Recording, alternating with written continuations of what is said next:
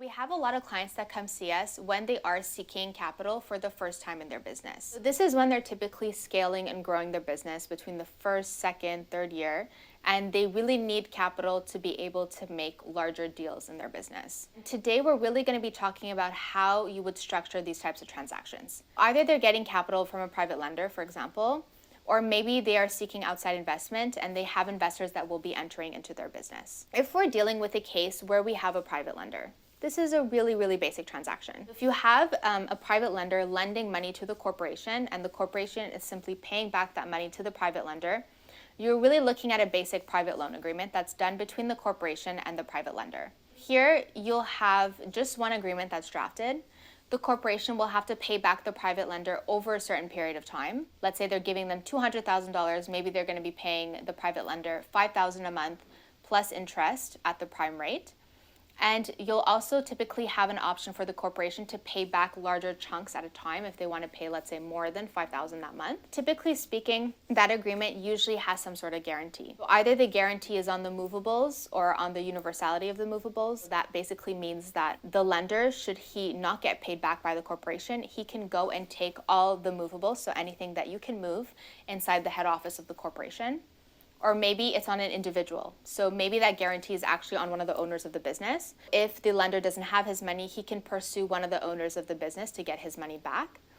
Or it could be on an immovable. Immovable means anything that you can't move. In that case, then the lender can go ahead and seize, for example, a building and use that money to pay off his loan. That's your first type of investment, very basic type of transaction.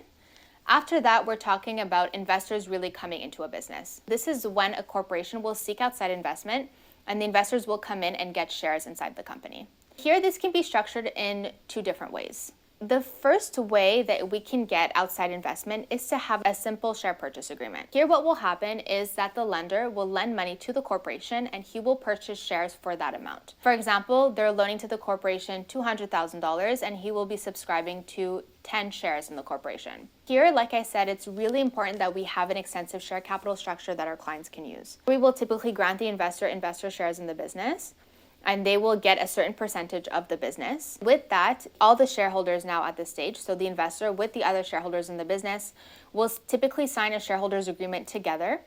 And inside that shareholders agreement, the investor shareholder will typically have certain decisions that he needs to have a say on, even if he has less of a percentage in the business than the other owners. You can see the shareholder having more of a say on if the corporation wants to get larger than a $50,000 loan, or if the corporation wants to make changes for the shareholders, or if the corporation wants to change certain classes of shares, their rights, their privileges, or if they want to merge with another company, anything like that. In all these cases, the shareholder will typically have certain things that he has to give his say on, even if he doesn't have the majority vote in the company. That's one way that you can structure it. We're talking about a simple share purchase agreement, and with that, you'll have a shareholders agreement. Another way that you can structure this exact same transaction is to do what's called a convertible debenture. A convertible debenture is a very complicated word just to say that you have a loan that's converted into shares. Here we would draft a private loan, but the private loan, it will be converted into shares at a certain stage, or it will be converted into shares right away. If it's converted right away, the lender will lend money to the corporation. So your investor will lend, let's take our same example, $200,000 to the company, and he will get 10 Class F shares, for example. His loan is automatically converted into shares. And once his loan is converted into shares, he may either have that class of shares until he's kicked out of the business or whatever it may be, or it may be that those shares reduce once the loan is paid off. So there are different ways that you can structure this here. It really depends on the deal that's done between the parties. But most importantly, it's just a loan that's converted into shares. And again, you'd have a shareholders agreement to show it. So you'd have a shareholders agreement, and again, in that same shareholders agreement, it's likely that that investor will ask for certain things where he has a say on them, even if he doesn't have the voting power inside the company. These are all different ways that you can have an investor come into your business.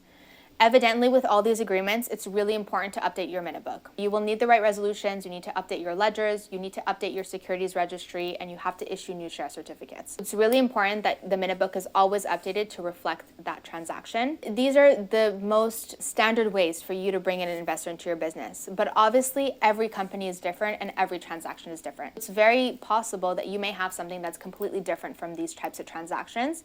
But this, like I said, is the most normal and standard way to do it. That's it for our segment today. I hope you enjoyed it. I hope it was useful.